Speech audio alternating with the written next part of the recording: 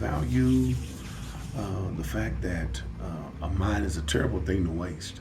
And I value the time that was spent being able to stretch, develop, to see the world from a different perspective as a young kid from Inglewood, California, coming out the hood, being able to learn about other things beyond my perspective and stretching my horizons.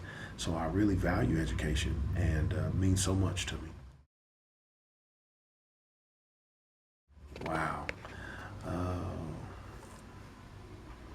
I would say my second grade teacher, Miss Zinsmeister, because I had a crush on her. But there would be several coaches that I would probably say that have had a great impact on me.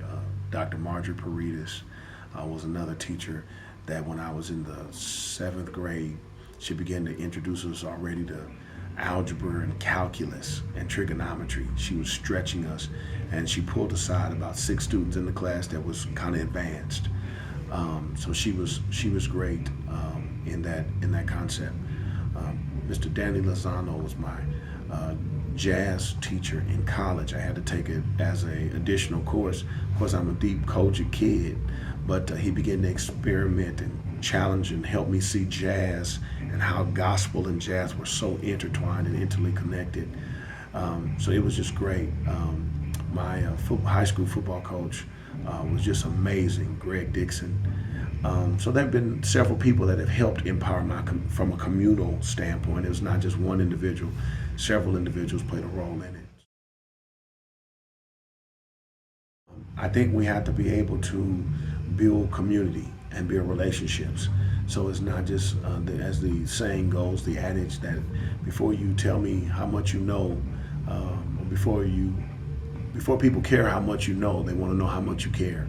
And I think that we have to begin to connect education and do it in a relational context, not just saying take it or leave it, but beginning to make sure that young people understand the necessity of it and why it's so valuable, which is going beyond the average and the old traditional way of teaching, and then making it relational. So how can I utilize this in a context that makes sense to me by telling me if I buy something, making mathematics come alive, which is, I believe, something that you do in a very excellent way. I think the primary reason is because we don't have a lot of home structure. And the other dynamic is that we are not connecting to kids. So we're not meeting their issues. First of all, they're not getting good early child development. And so we don't give the basics, phonics, and the basic addition, subtraction.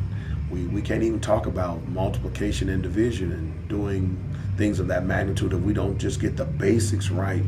I also believe we don't have the fundamentals, that parents are not connected to the educational values, enforcing homework being done, enforcing kids are eating a healthy diet, making sure kids are getting proper and adequate rest. All of those things are taking place.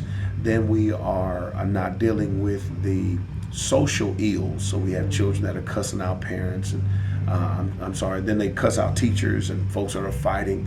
So we have a whole lot of things. I don't know if it's just one entity, but I think there's a myriad of reasons why kids are dropping out of school. But we really have to begin to do it as a community context. So it's not just the teachers, it's the parents, it's the coaches, it's everyone playing a role into it. And I think we have to really do that, and we have to do it early in the game. If we wait till a child is already 10 or 12 years old and they're already in middle school, but they didn't get the basics in the kindergarten, first grade, in their incipient stages of life, then they're already messed up. So I think we have to really begin to focus on the beginning so that we can work the middle to get young people to the end. This is President Ben Stevens of the International Youth Department of the Church of God in Christ, and you're watching Young Faces Smiling.